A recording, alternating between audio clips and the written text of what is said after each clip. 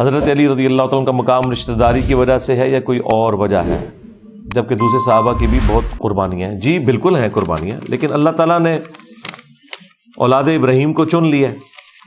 پہلے بنو اسرائیل کو چنا تھا، اب اللہ تعالیٰ کے ساتھ تو کوئی ٹکر نہیں لے سکتا کہ بنو اسرائیل کو کیوں چنا، اور 2 بار قرآن میں فرمایا وَأَنِّي فَضَّلْتُكُمْ عَلَى الْعَالَمِينَ یا بنی اسرائیل اذکروا نعمتی التی انعمت علیکم وانی فضلتکم علی العالمین. اس نعمت کو یاد کرو جو میں نے تم پر کی اور میں نے تمہیں تمام جہان والوں پر فضیلت دی تھی. پھر نبی الاسلام کی مبارک آمد کی برکت سے بنو اسماعیل کو اب اللہ تعالیٰ نے قیامت تک کے لیے باقی جہان والوں کے اوپر فضیلت دی ہے. لیکن جس طرح حضرت ابراہیم سے اللہ تعالیٰ نے قرآن میں فرمایا نا کہ میرا عہد ظالموں کو نہیں پہنچے گا اے ابراہیم، جو تیری اولاد میں سے نیکوکار ہوں گے ان کے لیے یہ عہد ہے کہ انہیں میں انسانیت کا امام اور اس طرح کے سارے معاملات ان کے ذریعے چلیں گے.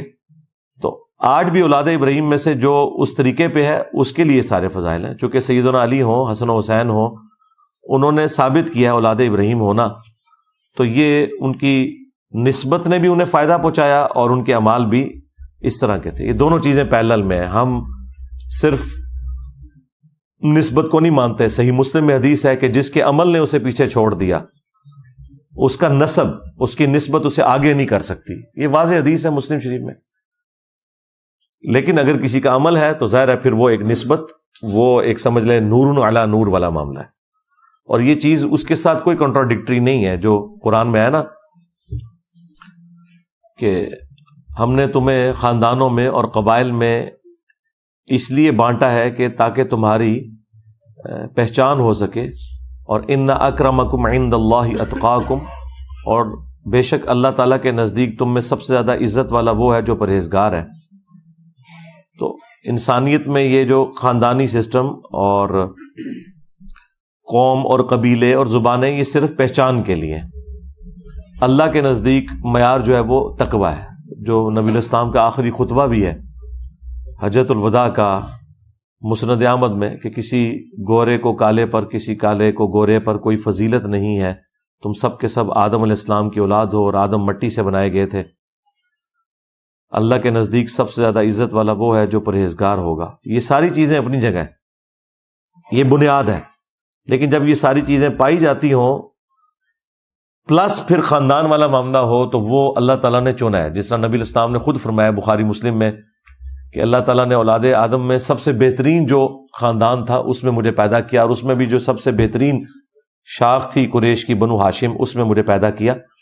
انبیاء کرام دنیاوی طور پر بھی اعلیٰ خاندان سے تعلق رکھتے ہیں تاکہ ان کے کریکٹر کے اوپر کوئی کلام نہ کر سکے.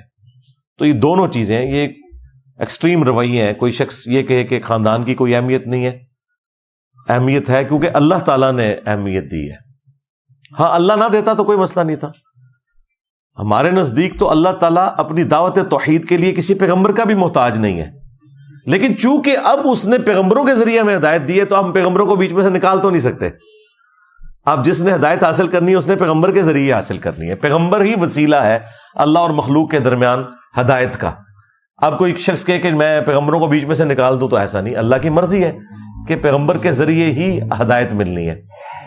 اللہ چاہتا تو ہم 10 دفعہ سبحان اللہ کہتے اور ہماری بھوک ختم ہو جاتی، لیکن اس نے بھوک مٹانے کا ذریعہ کھانے کو بنایا، پیاس مٹانے کا ذریعہ پانی کو بنایا. تو یہ اللہ تعالیٰ نے جس طرح چیزیں اسباب کے ساتھ جوڑی ہوئی ہیں اس طرح یہ والے سارے معاملات بھی ہیں.